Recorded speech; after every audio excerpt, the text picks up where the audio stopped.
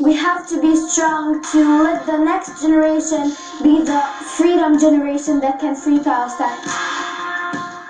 Imagine living in a country where a foreign army occupies your land, arrests your family members, and then threatens to evict you and your relatives from your village. That's life for the Tamimi family in Nabi Saleh in the occupied West Bank. For decades, the Tamimis have been challenging the Israeli occupation, but now Israel's taking its anger out on the family's children. We didn't want to be fighters, we just wanted to live in equality. Why is Israel so scared of the Tamimi family? This is the village of Nabi Saleh, home to the Tamimi family in the occupied West Bank. In 1977, groups of Israelis came onto this Palestinian land to take over the neighbouring hilltop.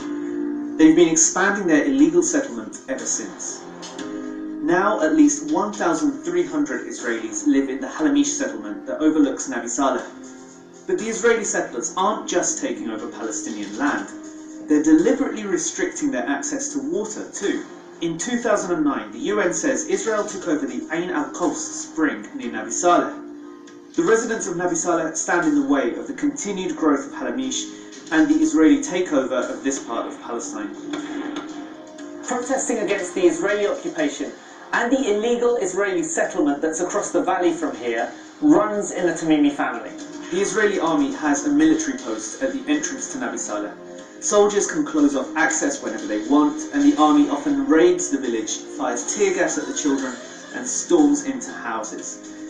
The residents of this village face daily harassment from the Israeli army.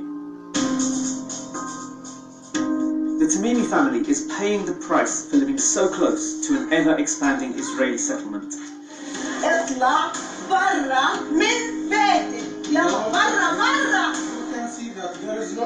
There's barely a house in this village that doesn't have missing family members. My name is Manal Tamimi. I'm from Nabi Saleh village, and I have 2 sons in prison right now. Muhammad spent 20 days in isolation. They didn't torture him physically, but mentally they tried to break him. The prisoners' rights group Ad-Damir says many Palestinian child prisoners are interrogated while they're sleep deprived. They keep the light on all the time.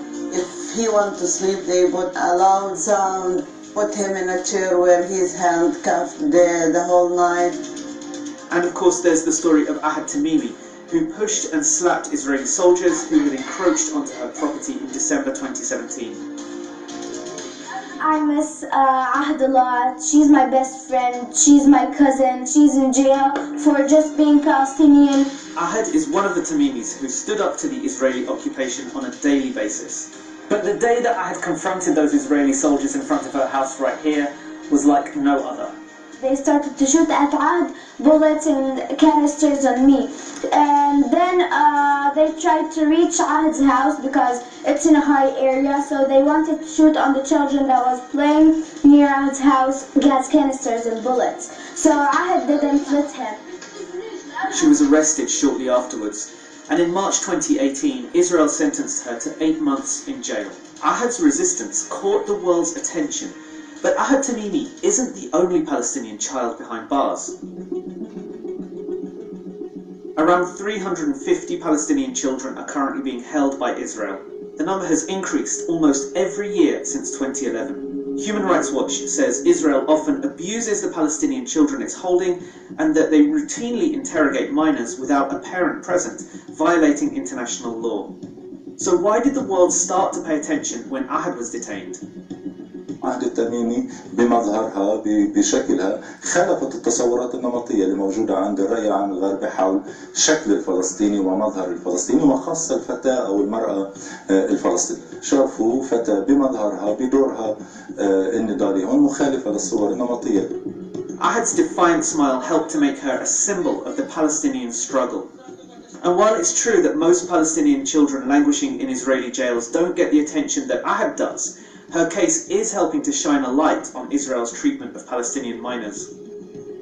المجتمع الغربي تعاطفه معها هو مدخل إنساني، مدخل بالدرجة الأولى إنساني، بينما المناضل الفلسطيني يعني مش كتير بتفاعل الرأي العام الغربي. أسير معتقل فلسطيني، صار انك توجد إجماع للأسف في الرأي العام الغربي اتجاه هيك مناضل. In many ways, the story of the Tamimi family is the story of Palestine, the targeting of children, an attempt to harass Palestinians off their land, and the jailing of anyone who stands up to the occupation, no matter how young they are. They are afraid of a small village to go through the non-violent resistance. If bigger villages took this community as a model, is something they don't want and they're not prepared for, because they can justify the violence they are using and the ethnic cleansing and the genocide they are using against Palestinians. And the Tamimi family says it's their children who are suffering the most from the Israeli occupation of their village. The army, they are trying to break the spirit of Nabi Saleh. As long as you keep resisting, your children gonna suffer, not you. And as for 11-year-old Jana, she feels like she has no choice but to resist the occupation.